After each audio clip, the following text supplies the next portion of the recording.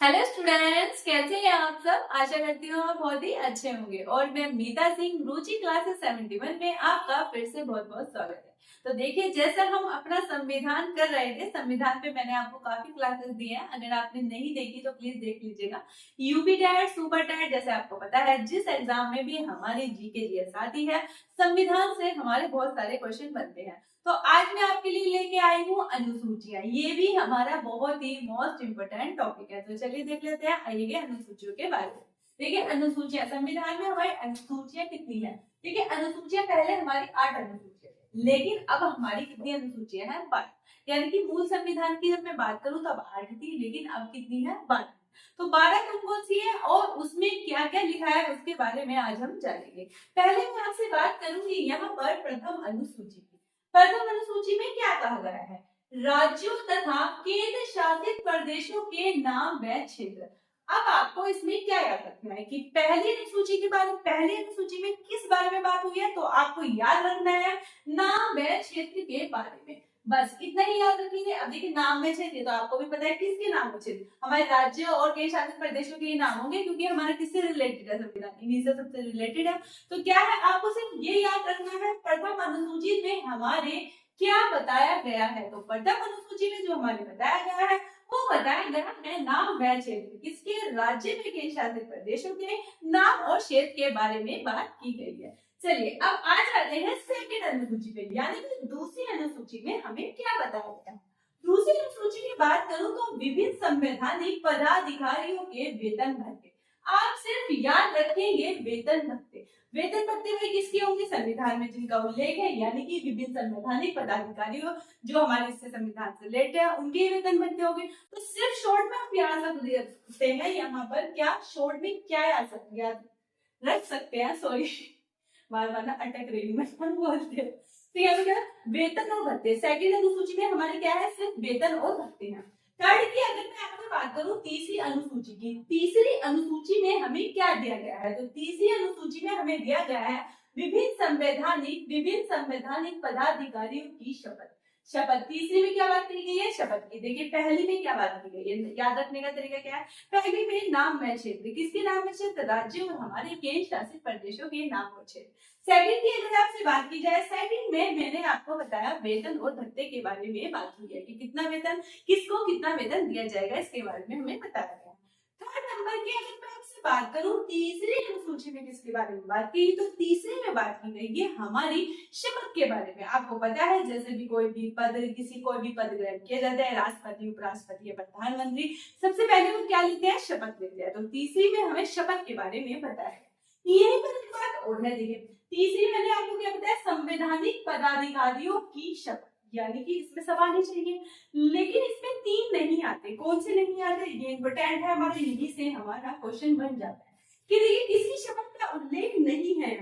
तो किसकी का नहीं है, हमारे राष्ट्रपति महोदय जी की शपथ का उल्लेख नहीं है, क्योंकि राष्ट्रपति महोदय जी की शपथ का उल्लेख हमारे आर्टिकल 60 में दिया गया है। किसमें दिया गया है, आर्टिकल 60 में दिया गया है, तो यहाँ पर नहीं है। उपराष्ट्रपति का किसमें दिया गया है, उपराष्ट्रपति का आर्टिकल 69 में दिया गया है। तो ये बात आपको याद रखनी है, जो हमारी तीसरी अनुसूची है संवैधानिक पदाधिकारियों की शपथ, उसमें सबकी आती है, बस इन 3 को छोड़ के, यानी कि ये तीनों क्या है, इसमें अपवाद है। तो यहाँ पर अगर मैं राज्यपाल की शपथ की बात करूं तो किसमें आती है, 159 आर्टिकल में यहाँ पर आ जाती है हमारी राज्यपाल की शपथ। तो इनका अलग अलग इस आर्टिकलों में वर्णन दिया गया है। वर्णन इनके अलावा जो हमारा शपथ का वर्णन है वो हमारे किसमें है, तीसरी अनुसूची में हमारे दिया गया है। तो ये वाली चीज पूछ लेता है, इसीलिए पूछता है क्योंकि ये अपवाद है। राष्ट्रपति, उपराष्ट्रपति और राज्यपाल को छोड़कर सभी का यहाँ पर शपथ का उल्लेख दिया गया है। अब बात कर लेती हूँ आपसे चौथी अनुसूची के बारे में। चौथी अनुसूची में हमें दिया क्या गया है, राज्य और केंद्र शासित प्रदेशों के राज्यसभा में प्राप्त सीटों का आवंटन। अब आपको याद रखना क्या है, आपको ये याद रखना है कि राज्यसभा में प्राप्त सीटों का, खाली सीटों का आवंटन, किसमें सीटों का आवंटन, राज्यसभा में। कितना याद रखा है, कौन सी अनुसूची में दिया गया है, चौथी अनुसूची में। क्वेश्चन हमारे ऐसे ही बनते हैं, सिर्फ आपको ये पता होना चाहिए, छोटी छोटी उससे आप याद रख लीजिए, पूरा सेंटेंस याद रखने की आपको इसमें कोई भी जरूरत नहीं है। चलिए आ जाते हैं हमारे पांचवी अनुसूची। पांचवी अनुसूची में हमें क्या दिया गया है? तो क्या दिया गया है? अनुसूचित तथा जनजाति क्षेत्रों के प्रशासन का विशेष प्रावधान है। किसका प्रावधान है? अगर आपसे पूछा जाए अनुसूचित तथा जनजाति क्षेत्रों का विशेष प्रावधान हमारी कौन सी अनुसूची में है? तो वो हमारा हो जाता है पांचवी अनुसूची में। बात कर लेती हूँ आपसे छठी अनुसूची की। छठी अनुसूची में किसके बारे में बात की गई है? तो यहाँ पर हमारी बात की गई है असम, त्रिपुरा, मेघालय, मिजोरम के जनजातीय क्षेत्रों के प्रशासन के विशेष प्रावधान। देखिए इसमें इन चार राज्यों के बारे में विशेष रूप से बात की है। एक बात और याद रखिएगा, मैंने बात की है यहाँ पर असम, त्रिपुरा, मेघालय और मिजोरम। देखिए इसमें क्या है? इसमें मणिपुर नहीं आता। क्वेश्चन आपका यही बनता है कि इसमें छठी अनुसूची में आपको दे देंगे मणिपुर भी दे देंगे इसमें, तो क्या होगा? मणिपुर आएगा। तो मणिपुर के बारे में इसमें जिक्र नहीं है, आपको बताया वो भी पूर्वोत्तर राज्य ही है हमारा। लेकिन इसमें चार के बारे में बात की गई, असम, त्रिपुरा, मेघालय और मिजोरम। ये आप याद रखेंगे बहुत ही अच्छे से। हम डाउट हो जाता है क्योंकि सब सारे पूर्वोत्तर के राज्य है, तो हमें लगता है कि मणिपुर भी उधर का ही है, तो शायद वो भी हो, बट वो इसमें नहीं आता है। ये बात याद रखिएगा, ये बात क्वेश्चन में काफी बार पूछी जाती है और हम गलत कर देते हैं। अब बात करते हैं सातवीं अनुसूची की। सातवीं अनुसूची में क्या कहा गया है? यहाँ पर बताया गया है केंद्र और राज्यों के बीच शक्तियों का विभाजन होगा। केंद्र और राज्य की, आपको पता है कुछ शक्तियां केंद्र के पास होती हैं, कुछ शक्तियां हमारे राज्य के पास होती हैं। जैसे आपने बताया किसी चीज में कोई हम योजना चलाते हैं तो कुछ पार्ट क्या करता है? केंद्र ज्यादा करता है और राज्य कम करता है, तो इस तरह से आवंटन किया गया है। इसके बारे में हमें सातवीं अनुसूची में बताया गया है।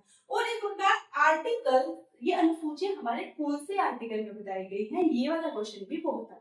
तो कौन से आर्टिकल 246 के अनुसार तीन प्रकार की सूची का उल्लेख है। अब ये तीन प्रकार की सूची है कौन, इनके नाम क्या है, इसके बारे में चलिए देख लेते हैं। आइए पहले की बात करूं तो आती है यहाँ पर हमारी कौन सी सूची आती है? यहाँ पर आती है हमारी संघ।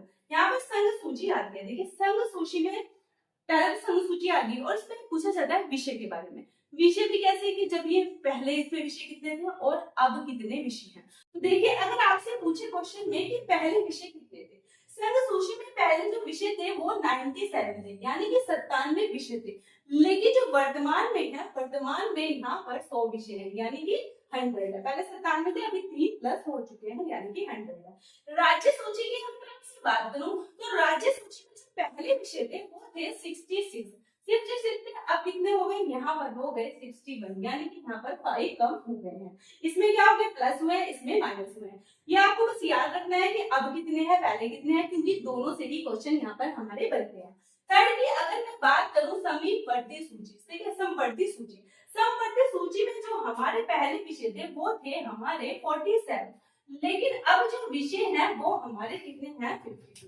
तो इस तरह से देखिए जो हमारी अनुसूची, जो हमारी सूचियां आती हैं आर्टिकल 246 में आती हैं। देखिए संघ सूची में जो क्या नियम बनाने का जो रूल है वो किसी का है? संसद का है, मतलब कि केंद्र का है। अगर मैं बात करूं राज्य सूची की तो राज्य विधानमंडल द्वारा इसके क्या होंगे? हमारे नियम रूल बनाए जाएंगे। और यहीं पर बात करती हूँ समवर्ती सूची की, तो केंद्र और राज्य दोनों ही यहाँ पर विषय बना, मतलब यहाँ पर दोनों ही प्रधान नियम लागू कर सकते हैं। लेकिन अगर दोनों में मतभेद है तो यहाँ पर जो केंद्र नियम बनाएगा वो ही नियम यहाँ पर लागू हो जाएंगे। तो आज मैंने आपसे बात करी 7 अनुसूची के बारे में। इससे नेक्स्ट वीडियो में मैं आपको जो बची अनुसूचियां वो सारी कराऊंगी। तो प्लीज बताइएगा आपको वीडियो कैसे लगी। मिलती हूँ आपसे नेक्स्ट वीडियो। Thank you.